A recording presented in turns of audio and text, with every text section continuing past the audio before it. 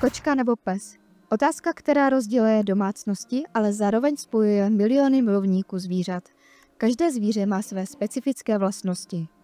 Kočky určitě jsou jiné i povahově a hlavně jsou jiné povahově především kvůli tomu, že šly úplně jinou domestikační cestou, takže vlastně kočky jsou ještě furt takový malí tygři, kteří spinkají na našem gauči. Jsou to opravdu ještě stále z velké části divoká zvířata oproti psům, kteří jsou mnohem více zdomestikovaní než právě ty kočky. Péče o psa vyžaduje pohyb a disciplínu. Kočka je nenáročná, přizpůsobivá a zároveň nezávislá. Každý typ zvířete oslovuje jiné povahy. Já osobně miluju všechna zvířátka, ale jsem odjakživa pejsková.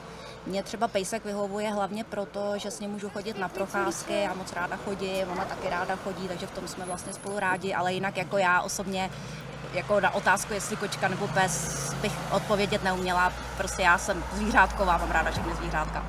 Pes, protože na rozdíl od kočky je větší parťák do života, si myslím.